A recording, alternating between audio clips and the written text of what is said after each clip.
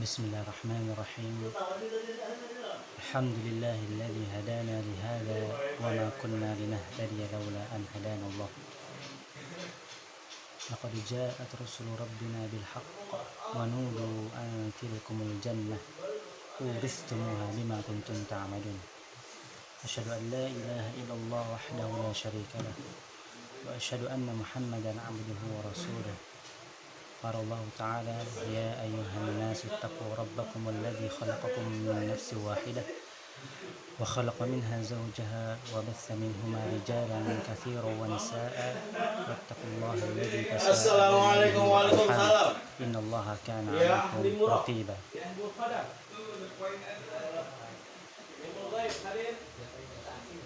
وقال الله تعالى يا أيها الذين آمنوا اتقوا الله وقولوا قولا سديدا يصلح لكم أعمالكم ويغفر لكم ذنوبكم ومن يطع الله ورسوله فقد فاز فوزا عظيما. وقال الله تعالى يا أيها الذين آمنوا اتقوا الله حق تقاته ولا تموتن إلا وأنتم مسلمون. أما بعد, kaum muslimin yang semoga rahmat Allah Subhanahu wa taala, pertama-tama kita panjatkan puji dan syukur kepada Allah Subhanahu wa taala yang telah memberikan kita kenikmatan sehat, kenikmatan Islam, kenikmatan iman, yang mana tentunya kenikmatan itu perlu disyukuri. Syukur dengan ucapan berupa lisan, dengan mengucapkan alhamdulillah, dan syukur berupa perbuatan, yaitu dengan selalu berbuat ketaatan kepada Allah Subhanahu wa taala.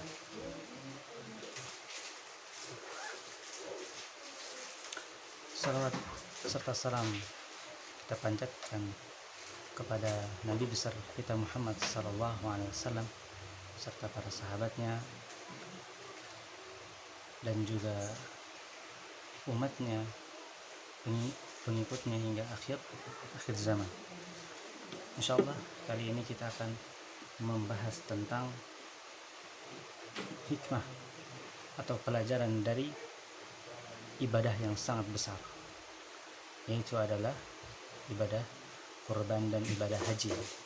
Tentunya ibadah tersebut dilaksanakan di bulan Zulhijjah, ya. Bulan Zulhijjah, bulan ke-12 dari bulan Islam, bulan Hijriah, bulan Hijriah.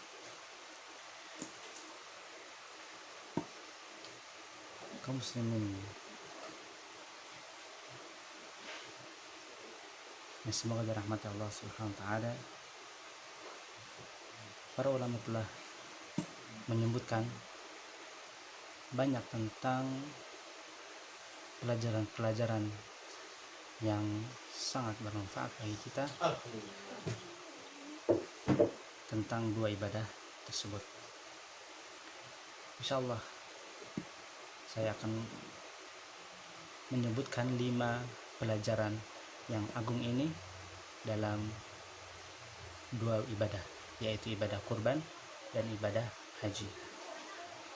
Pelajaran pertama adalah belajar untuk ikhlas kepada Allah Subhanahu wa taala, ya. Dari ibadah kurban, ya, yang dituntut dalam keikhlasan dan ketakwaan. Bukan hanya daging saja yang kita dapatkan, tapi keridhaan Allah Subhanahu wa taala. Sebagaimana Allah terangkan, Allah jelaskan dalam surat Al-Hajj ayat 37, a'udzubillahi minasyaitonirrajim, la yanalallahu luhumuha wala dima'uha walakin yanaluhu taqwa minkum, walakin yanaluhu taqwa minkum, at-taqwa, ya. Daging-daging unta dan darahnya itu sekali-sekali tidak dapat mencapai keridhaan Allah Subhanahu wa taala, melainkan apa? Ketakwaan pada kalian. Kemudian untuk ibadah haji pun demikian. Kita dituntut untuk ikhlas kepada Allah Subhanahu wa taala dan tidak mengharapkan puji-pujian dari orang lain. atau mendapat gelar haji ya, atau sebagainya ya, atau mencari sanjungan dari yang lain ya, itu namanya riya, masuknya ke kesyirikan. Selanjutnya ini sebagaimana dijelaskan dalam hadis Bukhari nomor 1521 yang diriwayatkan oleh sahabat Abu Hurairah radhiyallahu ta'ala anhu. Beliau berkata, Rasulullah SAW bersabda, man hajja lillah falam yarfuth walam yafsuq raja'a ka yaumi waladathu ummuh. Siapa saja yang berhaji karena Allah Subhanahu wa taala dan di dalam hajinya tidak melakukan atau berkata-berkata yang buruk dan tidak berbuat kefasikan, maka dia pulang setelah haji seperti seorang anak yang dilahirkan ya, tidak ada dosanya ya, seperti itu. Ini berarti berkurban dan berhaji ini bukanlah ajang untuk pamer ya, yaitu untuk amalan dan kejayaan atau riya ya, untuk riya bukan, tapi untuk Allah Subhanahu wa taala. Ini yang pertama. Pelajaran yang kedua adalah belajar untuk mengikuti tuntunan Nabi Muhammad SAW. Dalam berkurban, poin yang kedua ini adalah wajib untuk mentaati atau meniru contoh Nabi Muhammad SAW ketika berkurban ataupun berhaji. Untuk berkurban, misalnya kita berkurban dengan hewan kurban yang sehat ya, tidak ada cacat ya, seperti buta sebelah, sakit yang tidak jelas ya, pincang atau sangat kurus ya, intinya hewan kurban yang sehat. Kemudian yang paling penting adalah dalam kurban tersebut adalah umur hewan kurban tersebut. Umur kurban tersebut karena akan mempengaruhi ibadah kurban kita. Kalau kurang dari itu maka tidak sah kurbannya ya. Dan itu termasuk sembelihan biasa, bukan sembelihan kurban. Adapun sembelihan kurban syaratnya yang paling utama sehat ya, tidak ada cacat, kemudian sesuai umurnya. Adapun kambing itu minimal 1 tahun, kalaupun sapi 2 tahun, ataupun unta 3 tahun ya. Allahu a'lam bishawab. Sebagaimana dalam hadis-hadis yang termaktub dalam Sahih Bukhari dan Muslim.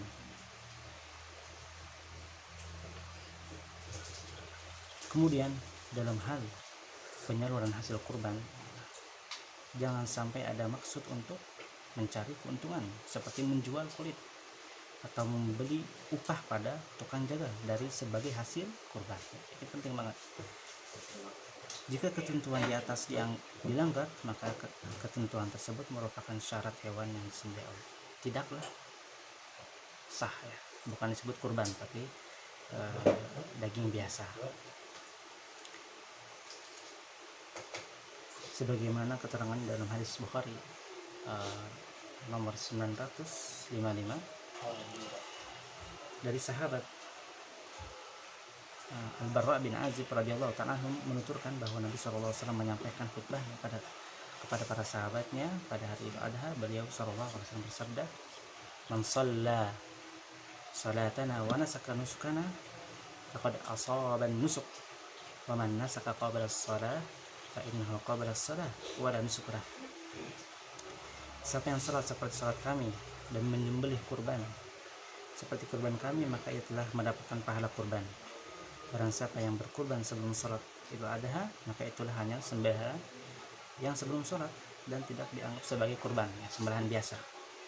Kemudian juga disebutkan dari sahabat Abu Burdah yang merupakan paman dari Al-Barra bin Azib, dari jalur ibunya beliau berkata, "Ya Rasulullah, fa inni nasaktu syati qabla shalah wa araftu anna al-yawma yawmu aklin wa syurbin wa ahbabtu an takuna syati awwalu ma yuzbahu fi baiti fa azbahtu syati wa taghaddaitu qabla an atiya lis-shalah.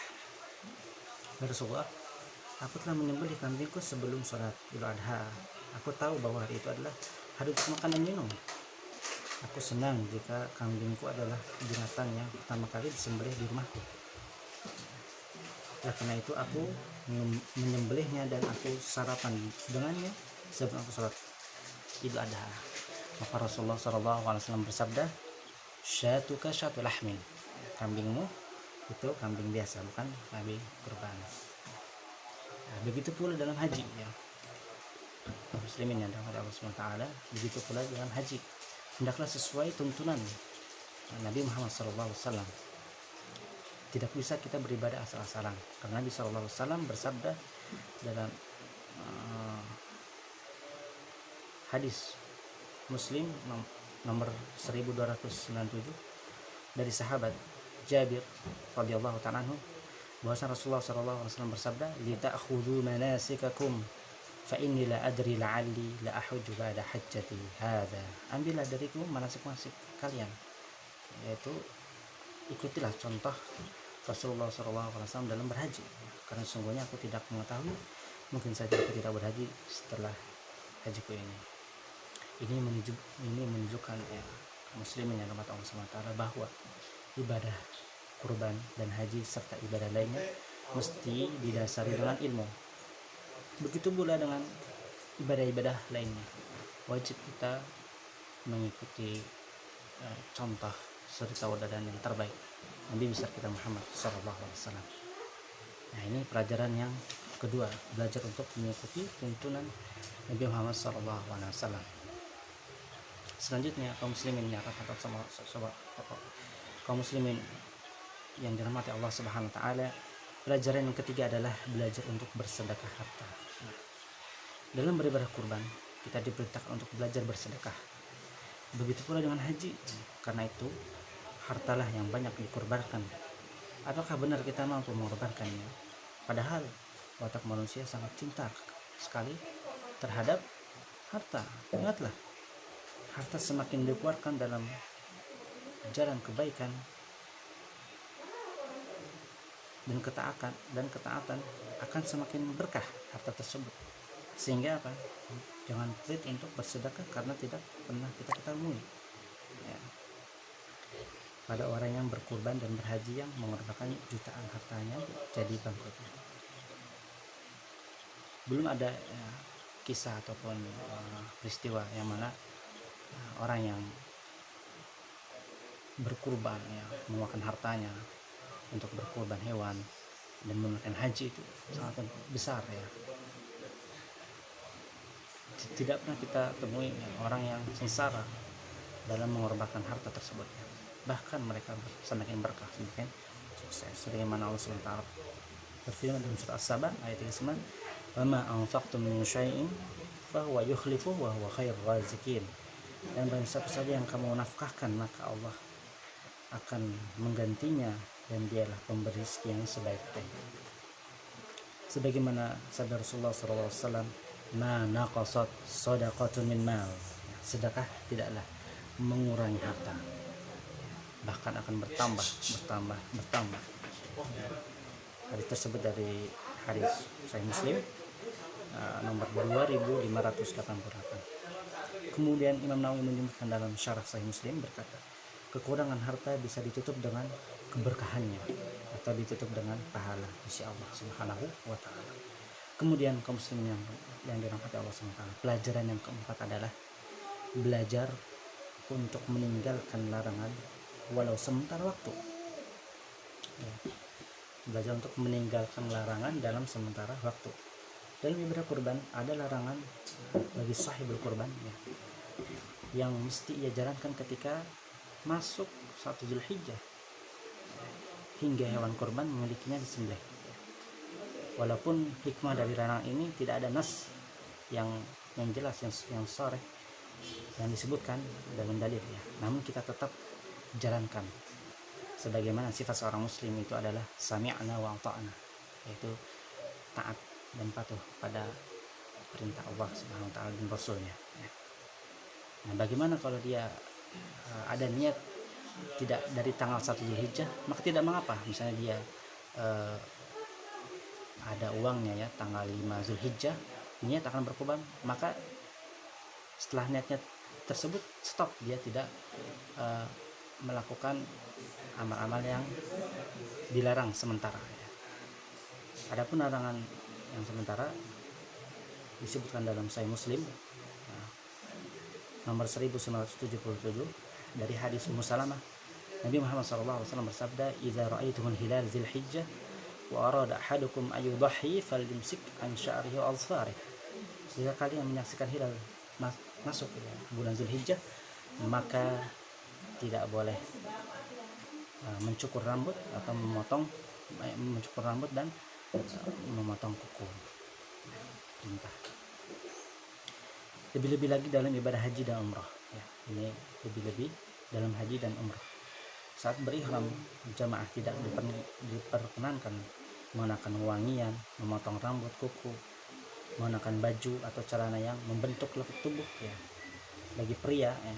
Dan tidak boleh kepala juga, serta tidak boleh mencubuh istri hingga menyetubuhinya ya, tidak boleh, sebagaimana keterangannya dari hadis Bukhari, Sahih Bukhari nomor 1542 dari sahabat Abdullah bin Umar radhiyallahu anhuma, dia berkata bahwa ada seorang yang berkata kepada Rasulullah SAW, "Ya Rasulullah, ma yalbisu muhrim min thiyab?" Wahai Rasulullah, apa yang dikenakan seorang muhrim yang sedang ihram dari bajunya? Rasulullah SAW bersabda, "La yalbasu al-qumsa wal imama wal sarawilat wal baranis wal khifafa illa ahadun la yajiduna alayni fayalbas khuffaini wal yaqta'huma asfala min al-ka'baini wa la talbisu ahadun la yajid wa la talbisu min ath-thiyabi shay'an massahu az-za'faran aw warsul." Rasulullah bersabda, tidak boleh mengenakan kemeja, sorban, sendal, ya, celana panjang, kopiah, sepatu, kecuali bagi yang tidak mendapatkan sendal, maka dia boleh mengenakan sepatu.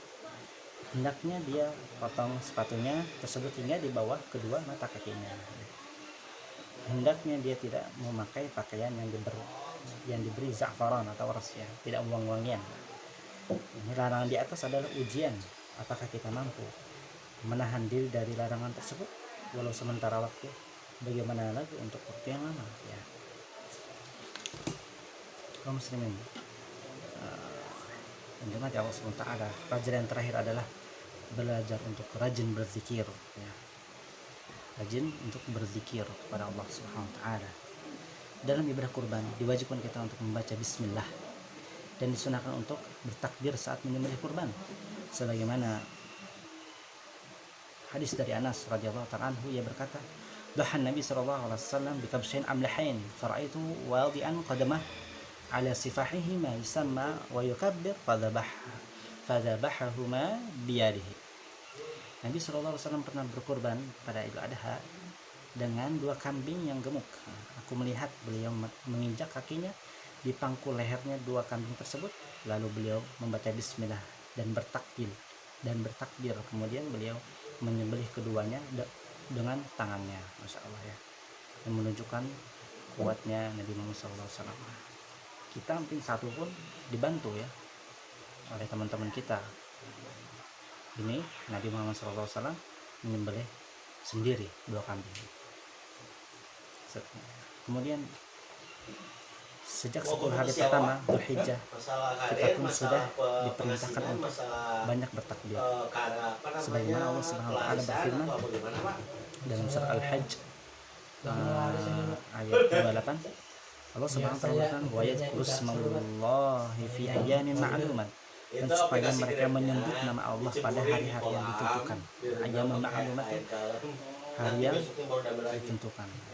Menurut salah satu penafsiran adalah 10 hari pertama Dzulhijjah. Kemudian dalam ayat yang lain juga disebutkan dalam surah Al-Baqarah ayat 203, "Wadhkurullaha fi ayyamin ma'dudat." dan berzikirlah dengan menyebut nama Allah dalam beberapa hari yang terbilang. Ibnu Umar dan ulama lainnya mengatakan bahwa ayat ma'dudat adalah 3 hari tasyrik. Ini menunjukkan adanya perintah berzikir di hari-hari tasyrik. Kemudian Imam Bukhari rahimahullah menyebutkan Ibnu Abbas radhiyallahu anhu berkata, berzikirlah kalian pada Allah di hari-hari yang ditentukan, yaitu 10 pertama Zulhijjah dan juga pada hari-hari tasyrik. Ibnu Umar dan Abu Hurairah pernah keluar ke pasar pada 10 hari pertama Zulhijjah, lalu mereka bertakbir, Allahu Akbar, Allahu Akbar, la ilaha illallah, Allahu Akbar, walillahil hamd. Lantas manusia pun ikut bertakbir. Kemudian ibadah tawaf, sa'i dan melempar jumroh dilakukan dalam rangka beribadah kepada Allah Subhanahu wa taala. Bagaimana dijelaskan dari sahabat Aisyah radhiyallahu ta'ala anha, Nabi sallallahu alaihi wasallam bersabda, "Inna mawju'an ila tawafil baiti wa baina as-safa wal marwah wa ramyul jimari liiqamati dzikrillah." Sesungguhnya tawaf di Ka'bah, melakukan sa'i ataupun safa dan marwah dan melempar jumrah adalah bagian dari zikir pada Allah Subhanahu wa taala. Hadis riwayat Abu Dawud. Kemudian di hari-hari tasyrik juga kita pun diperintahkan untuk membaca doa sapu jagat. Apa doanya? Rabbana atina fid dunya hasanah wa fil akhirati hasanah wa qina adzabannar. Ya Allah, berikanlah kepada kami kebaikan di dunia, kebaikan di akhirat. Menjadi paskor di kelas 4 Kemudian itu aja orang bingung. dari sahabat Abdullah bin Busrin radhiyallahu anhu, anna rajul qala ya Rasulullah inna syara'il Islam qad kasrat alayya fa akhbirni bi syai'in atashabbahtu bihi, qala la yazal lisan ratban min dzikrillah. Hadis riwayat Tirmidzi. Jalannya itu enggak pasti. Kemudian dari hadis Abdullah bin Busr radhiyallahu anhu berkata bahwa ada seorang yang berkata pada Rasulullah, wahai Rasulullah, syariat Islam itu sungguh banyak dan membebani kami, beritahukanlah padaku suatu amalan yang aku bisa konsekuensi dengannya. Maka Nabi SAW bersabda, hendaklah lisanmu tidak berhenti dari berzikir kepada Allah Subhanahu wa taala. Mudah-mudahan yang mempelajari ini di atas berharga ya bagi kita semua. Mari kita tutup ta'lim yang singkat ini dengan doa kafaratul majlis. Subhanallah wa bihamdihi asyhadu an la ilaha illa anta astaghfiruka wa atubu ilaik. Assalamualaikum warahmatullahi wabarakatuh.